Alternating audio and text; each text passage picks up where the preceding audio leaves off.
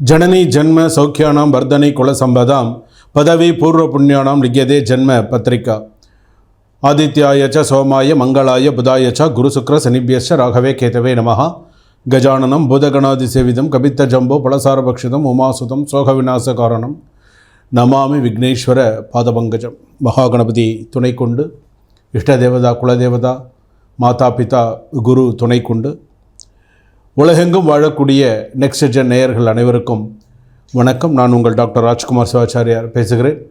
இந்த வார ராசி பலன் நம்ம பார்க்க போகிறோம். 11ஆம் தேதியிலிருந்து 17ஆம் தேதி வரையில் ராசி பலன்கள்லாம் எப்படி இருக்க போகிறது, உங்களுக்கு இந்த வாரம் என்ன சொல்கிறது அப்படிங்கிறத நம்ம பார்க்க போகிறோம். இந்த வாரத்திலே நம்ம எடுத்துக்கொண்டோம் அப்படின்னு சொன்னால் 12 ராசிக்கு எந்தெந்த கடவுள் எந்தெந்த ராசிக்கு அருள் புரிய போகிறார் அப்படிங்கிறத நம்ம பார்க்க போகிறோம்.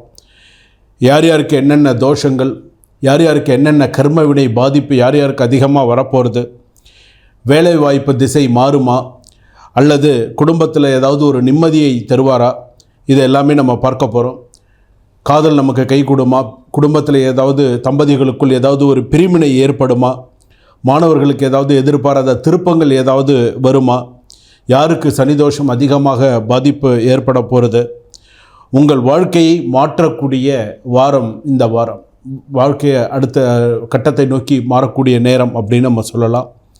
சொத்து வழக்கு விவாகரத்து வியாபாரம் போன்றவற்றையெல்லாம் எப்படி இருக்க போகிறது, என்னென்ன சொல்கிறது, இந்த வாரத்துக்கான கிரக நிலைகள்லாம் என்னென்ன சொல்ல போகிறது, இது எல்லாமே நம்ம பார்க்க போகிறோம்.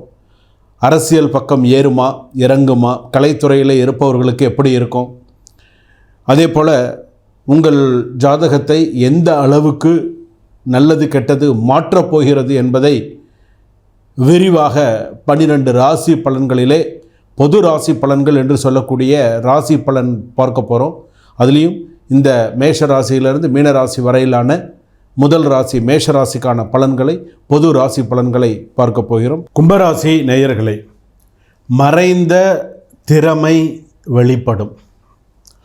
உங்களுக்கு ஒரு விஷயம் வரல, உங்களுக்கு ஒரு விஷயம் தெரியல அப்படின்னு சொன்னால் அது இதுக்கப்புறம் வரக்கூடிய காலகட்டங்கள் எப்படின்னு கேட்டிங்கன்னா, உங்களுடைய தனித்திறமையாக இருந்தாலும் வெளியில் கொண்டு வருவீங்க. என்னால் இது முடியும், என்னால் இதை சாதிக்க முடியும், உங்களுடைய திறமையை மறைந்திருக்கக்கூடிய விஷயத்தை வெளியே கொண்டு வருவீங்க. அந்தளவுக்கு உங்களுக்கு நிறைய திறமைகள் இருக்குது. நல்ல மனுஷன்தான், நிறைய நல்ல மனுஷி தான், நிறைய நல்ல விஷயங்கள்லாம் இருக்க தான் இருக்குது. நல்லது தான் நினைக்கிறீங்க, கெடுதலாக சேருது. என்ன பண்ணு, வாங்கி வந்த வரம் அந்த மாதிரியா, வரமாக சாபமாங்கிற மாதிரி இருக்குது.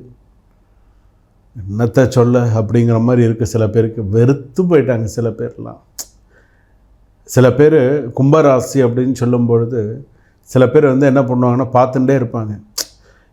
என்ன நமக்கு நடக்க போகுது பார்ப்போம், நடக்கிறது நடக்கட்டும் அப்படிங்கிற மாதிரி சில பேர் விட்டுருவாங்க.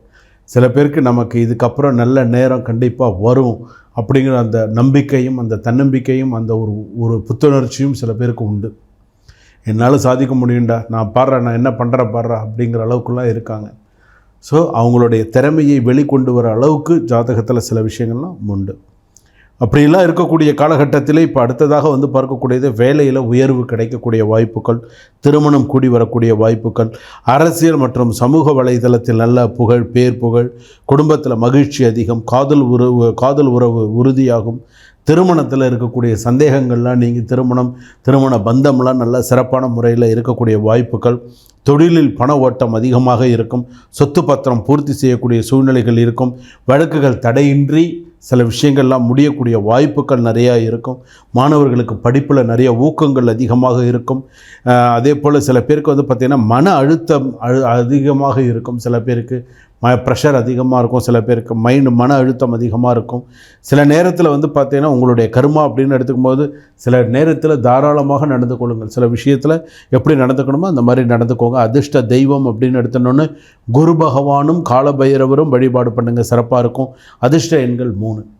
ஸோ அதிர்ஷ்ட எண்கள் 3 அப்படின்னு சொல்லும்போது அந்த 3ஆம் எண் உங்களுக்கு நிறைய சக்ஸஸ் கொடுக்கக்கூடிய எண்ணாக உங்கள் ஜாதகத்தில் அமையக்கூடியதாக இருக்கும். அடுத்ததாக உங்களுடைய திருமண வாழ்க்கை அப்படின்னு எடுத்துக்கும்போது திருமணத்தை பேசி நல்லபடியாக முடிக்கக்கூடிய யோகம் அமைப்பு உண்டு. அதுலேயும் இந்த சதய நட்சத்திர கும்பராசியெல்லாம் கொஞ்சம் திருமணம் நடக்கிறதுக்கு கொஞ்சம் காலதாமதமாகிட்டே இருக்கும். சில பேருக்கு இந்த 90s கிட்ஸ் எல்லாம் சொல்கிறாங்க இல்லையா, அவங்களுக்கெல்லாம் ஒரு கேள்விக்குறியாகவே ஆகிப்போச்சு. என்னடா இது, நமக்கு கல்யாணம் நடக்குமா நடக்காதா? 2000 பிறந்தவங்களுக்குலாம் 2000, 2002, 2003 பிறந்தவங்களுக்குலாம் கல்யாணம் ஆகிடுச்சு.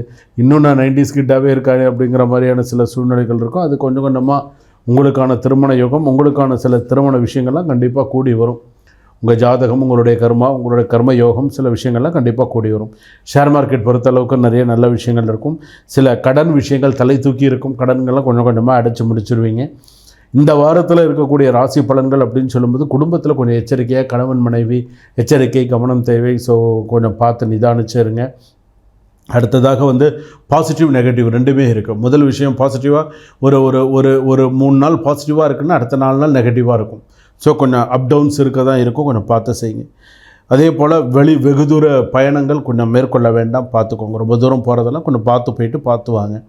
சுப செலவுகள் அதிகரிக்கும். சில பேருக்கு சுப செலவுகள்லாம் நிறைய வரும்.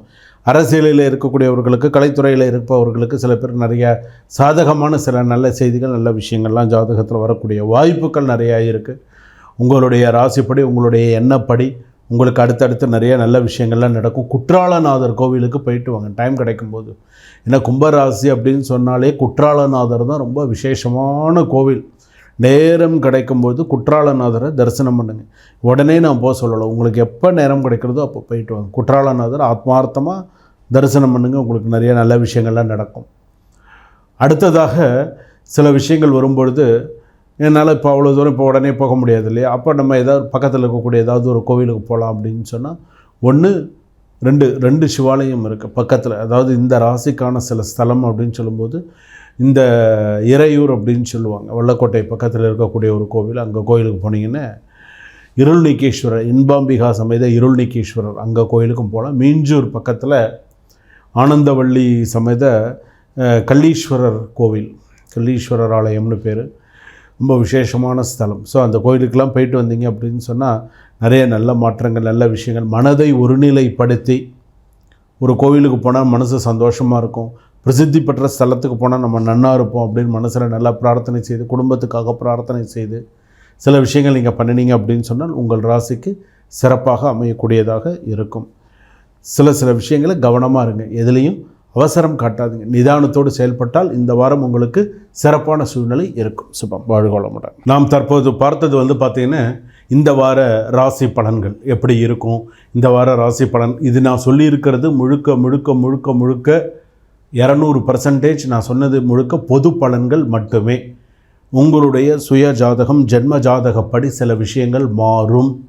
சில பேருக்கு நான் சொல்லியிருக்கக்கூடிய இந்த பொது பலன்களே பழிக்கும். சில பேருக்கு, சாமி நீங்கள் சொன்னது அப்படியே எனக்கு நடந்தது, நீங்கள் சொன்னது அப்படியே பாதி எனக்கு இப்போ இதாச்சு, முக்கால்வாசி எனக்கு பதிஞ்சுது, சரியாக இருந்தது அப்படின்னு சொல்கிறவங்களாம் இருக்கீங்க. நான் சொன்னது ஆனால் ஃபுல்லாக பொது பலன்கள் தான். உங்களுடைய சுய ஜாதகத்தை ஒரு சிறிய கட்டணத்தோடு டிஸ்கிரிப்ஷனில் நம்பர் கொடுத்துருக்காங்க, ஆஃபீஸ்க்கு ஃபோன் பண்ணி ஒரு டைம் ஃபிக்ஸ் பண்ணிக்கோங்க. அந்த டைம் ஃபிக்ஸ் பண்ணி நீங்கள் ஜாதகம் பார்த்துட்டீங்க அப்படின்னு சொன்னால் உங்களுடைய சுய ஜாதகத்தை பற்றி நீங்கள் ஃபுல்லாக தெரிஞ்சுக்கலாம். நம்மளுடைய ஜாதகம் எப்படி இருக்குது, நம்மளுடைய கர்மா சூழ்நிலைகள் மற்ற விஷயங்கள்லாம் நமக்கு எப்படி இருக்குது அப்படிங்கிறத நம்ம தெரிஞ்சுக்கலாம்.